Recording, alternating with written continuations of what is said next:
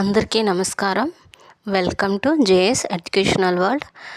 మేము అన్ని పోటీ పరీక్షలకు ఉపయోగపడే కరెంట్ అఫైర్స్ను ఈనాడు పేపర్ నుంచి మీకు అందించడం జరుగుతుంది. దయచేసి మా ఛానల్ని సబ్స్క్రైబ్ చేసుకొని మమ్మల్ని ప్రోత్సహించవలసిందిగా కోరుచున్నాము. ఈ కరెంట్ అఫైర్స్ యొక్క పీడిఎఫ్ మా టెలిగ్రామ్ ఛానల్లో ఉంటాయి. టెలిగ్రామ్ ఛానల్ లింక్ కూడా కింద డిస్క్రిప్షన్లో ఇవ్వబడుతుంది. ఈరోజు సెప్టెంబర్ 25, 2024 సంవత్సరం. ఈరోజు ఈనాడు పేపర్లో వచ్చిన ముఖ్యమైన కరెంట్ అఫైర్స్ని చూద్దాం. శ్రీలంక నూతన ప్రధానమంత్రిగా హరిని అమరసూర్య నియమితులైనారు. శ్రీలంక అధ్యక్షుడు అనురకుమార దిశనాయకే. నైరుతి ఋతుపవనాల వలన జూన్ 1 నుంచి సెప్టెంబర్ 23 మధ్య 880.8 మిల్లీమీటర్ల వర్షం కురిసింది. ఇది సాధారణ వర్షపాతం కంటే కాస్త ఎక్కువ. సాధారణ వర్షపాతం 837.7 మిల్లీమీటర్లు. ఐక్యరాజ్యసమితి 79వ వార్షిక సర్వ ప్రతినిధి సభ అమెరికాలోని న్యూయార్క్లో జరుగుతుంది. మన భారత్ నుంచి ప్రధానమంత్రి నరేంద్ర మోడీ గారు పాల్గొన్నారు.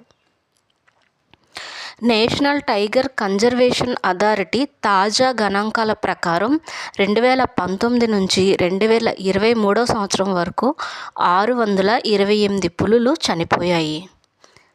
2025 పురుషుల T20 Asia cup cricket tournament భారత్లో జరగనుంది. 2027లో బంగ్లాదేశ్లో జరగనుంది. World Blood Donor Day June 14. ఈ ఏడాది theme 20 years of celebrating giving. Thank you blood donors.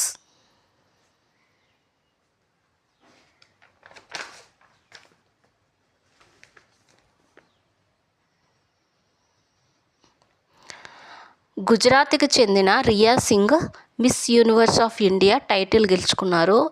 2024 సంవత్సరానికి గాను మిస్ యూనివర్స్ రియా సింగ్. పట్టణాల్లో ప్రతి ఇంటికి తాగునీటి కుళాయి కనెక్షన్లు ఇచ్చేందుకు ప్రవేశపెట్టిన పథకం పేరు అమృత్ పథకం. మన భూమి గురుత్వాకర్షణకు లోబడి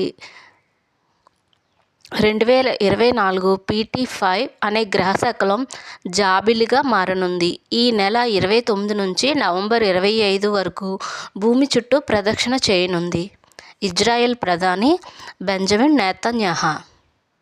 ఇదండి ఈరోజు కరెంట్ అఫైర్స్. ఇదే విధంగా మీకు ప్రతిరోజు అందించడం జరుగుతుంది. ఇందులో ఏమైనా డౌట్ ఉన్నా, టెట్ ఆర్ డిఎస్సికి సంబంధించి ఏదైనా డౌట్ ఉన్నా మీరు కామెంట్ చేయండి. సార్ క్లారిఫై చేస్తారు. నమస్కారం.